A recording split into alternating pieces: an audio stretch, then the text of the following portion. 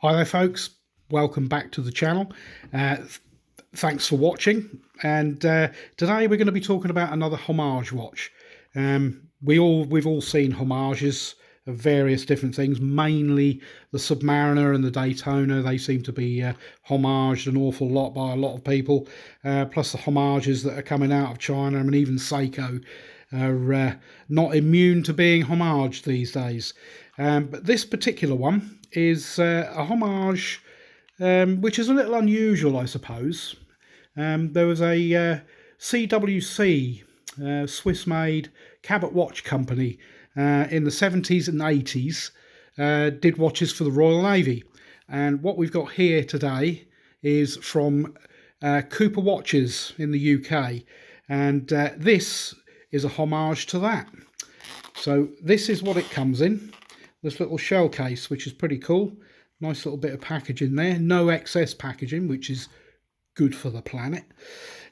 So here we go. Here is the watch. We'll just put that over there. This is the Cooper SUBMASTER.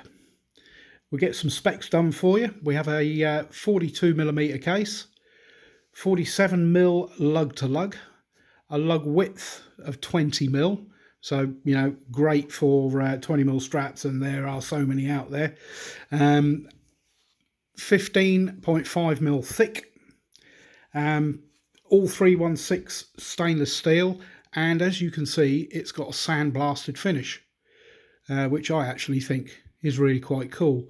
And they've managed to replicate the CWC case shape pretty well. It's quite a good attempt at it. As you can see, quartz movement. Everything on the dial is printed.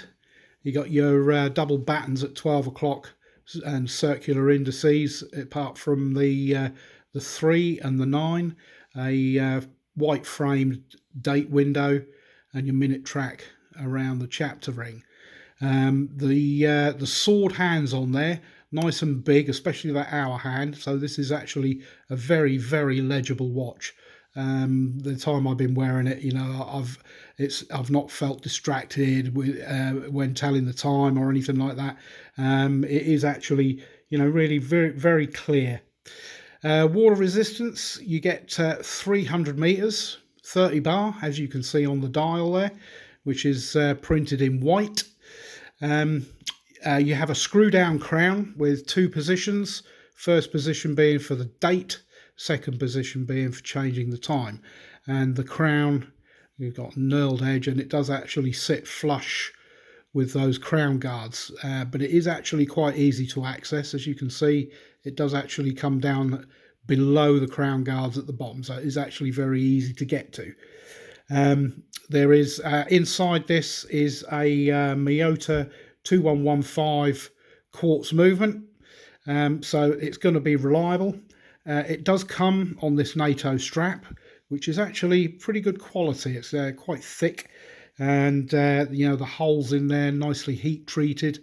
I've not had any of those fray yet, and brushed stainless steel hardware.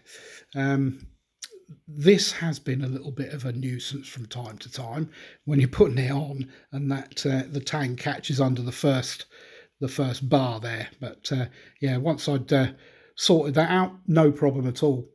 The bezel on this is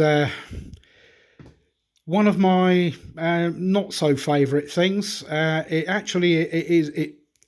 It's got a nice sound and a nice feel. No problems with that whatsoever. There is a little bit of back play on it, but you can get it to line up, which is fine. My problem with this is 90 clicks. Why 90? 60 I understand, 120 is fine. What's this 90 click all about? I would much prefer it to be 60 click. And I'm pretty sure that the CWCs probably would have been 60 or 120. But that's just a small gripe. There are a lot of watches out there with 90 clicks.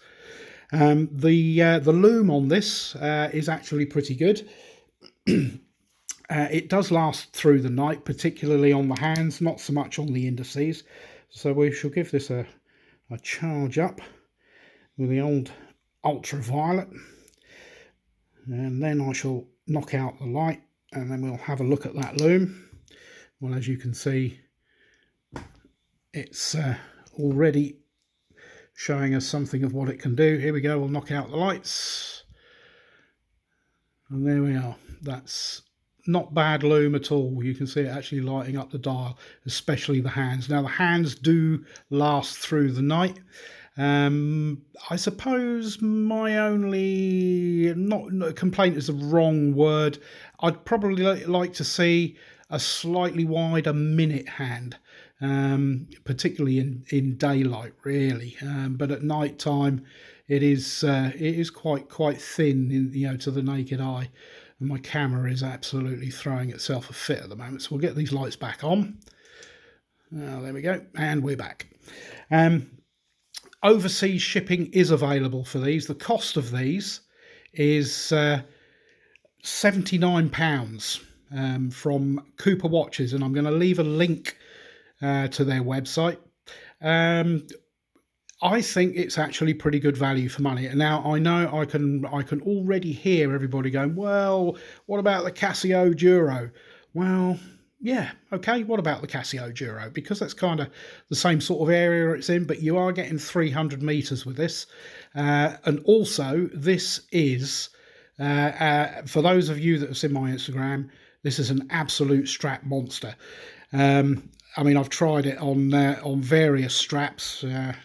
Yeah, there's this one. I mean, it looks fantastic on that. And I've also had it on a seatbelt NATO, and it, that also looks great. And also on the sort of kind of more traditional rubber dive strap. Yeah, that also works with it. I mean, they're the ones that I've tried on it so far. Like I said, the strap that comes with it is pretty good. My only other kind of criticism, which is probably the biggest issue for me, was the spring bars that came with it. They had sleeves over the top, and there was, I mean, it didn't matter what I did, there was absolutely no way that you could get a spring bar tool down the side of those to release the spring bar. I had to get a pair of pliers on to pull them out, and obviously put some decent spring bars in there. So that is probably my biggest criticism with it. But for the cost of a pair of spring bars, I think £79 is pretty good. And like I said, they do international shipping, and also, yeah, a very friendly company to deal with. So there we go. That is the Cooper SUBMASTER, 300 meters water resistance for 79 quid, which I don't think's bad. Any watch is going to have little niggles and things like that. Nothing is perfect, and this is no different. But I think it does shows pretty good value. I do know that Cooper Watches are in the middle of developing some new watches, which I believe are not going to be homage. So that I am looking forward to. Okay, that's it for now. I shall catch you in the next video. Perhaps if you like this video, perhaps you could just give me a thumbs up. That'd be pretty good. Any comments, I do try and answer all of them. If you agree on any of the points, or if there's anything you want to ask me, feel free to comment. Like I said, I will leave a link to where you can get this watch. And if you could also subscribe, that would be much appreciated. Okay, that's it. Cheers for now. See you in the next one.